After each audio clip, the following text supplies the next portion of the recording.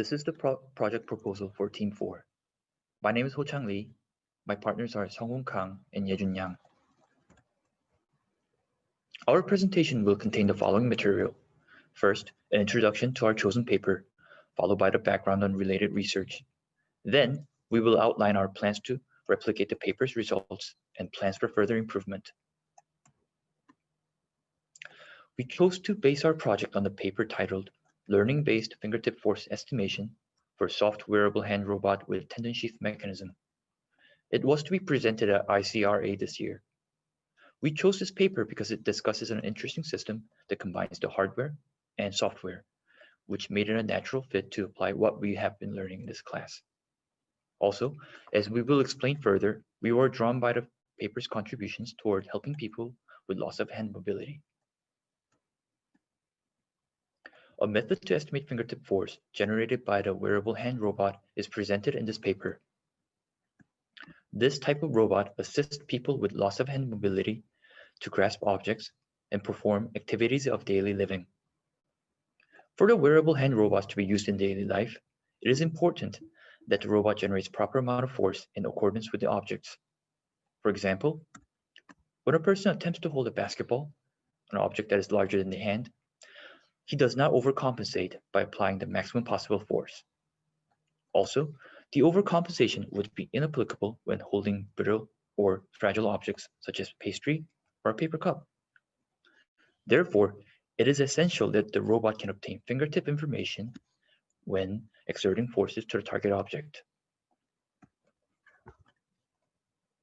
The wearable hand robot has three major components: the glove, the actuator, and the tendon sheath mechanism that transfers power from the actuator to the glove. The separation of the glove and the actuator makes the glove light and allows for a wide range of motion. It is notable that the glove is completely sensor-free. While the glove consists of various mechanical components, there are no external sensors attached to the glove. Therefore, it reduces the size of the glove and avoids the cumbersome task of individual calibration. More significantly, the lack of electronic components on the glove mitigates the safety issues when performing aqueous daily activities such as brushing teeth or washing dishes. A learning-based approach is proposed to estimate the fingertip force of the soft wearable hand robot. Instead of attaching additional sensors to the glove, data measured from the actuation system is utilized. These include motor encoders, flexion wire tension, and sheath bending angle. Data was collected performing grasping and releasing of the fingertip force measuring device of 5 different sizes. The device was easily adjusted by using spacers, and 50 grasp and release trials were performed for each size. Encoder values for flexion actuators were randomly assigned with uniform distribution, so the output fingertip force could range from 5 to 16 newtons during grasping. Finally, bending angles were changed by randomly unwiring and wiring the sheath during each data collection. This was done to simulate the effects of dynamic changes of the sheath bending when performing common actions such as reaching, lifting, and displacing an object. To account for the nonlinearity of the robot system and sequential nature of the data, LSTM was chosen as the basis for a learning model. It is a type of recurrent neural network that effectively deals with long-range dependencies by incorporating forget, input, and output gates. The LSTM was further modified to deal with the effects of changing sheath angles by adding the extra bending time gradient terms. The performance of the 3 different types of LSTM algorithm were compared for objects of varying sizes. It can be easily seen that for all sizes, the proposed bending time gradient plus LSTM outperforms the model that does not consider the bending angle. It is notable that in the current hardware setup, the change of sheath bending angle is a significant factor in determining the output fingertip force.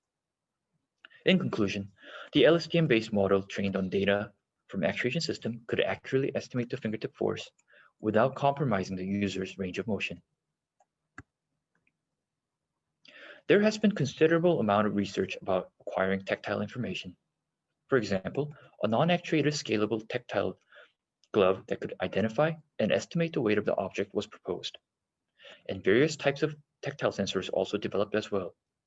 Some of these include 3-axis contact measurement sensor and tactile sensor for the fingertip. Most of the research was focused on development of the tactile sensors and methods that relied on using the data from these sensors to control the grasping forces. However, attaching sensors to a wearable hand robot makes it bulkier and may pose safety issues. In this regard, the chosen paper presents a novel sensor-independent approach that is better suited for a soft wearable robot. First, I will briefly introduce the overview of the system we will replicate. Our project can be divided into the robot parts and the deep learning parts.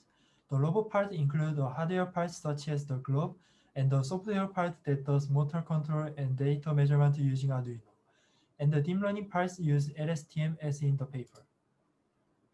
I will explain our plan for replicating the robot. The most difficult part in our system are the glove parts and boa sensor part.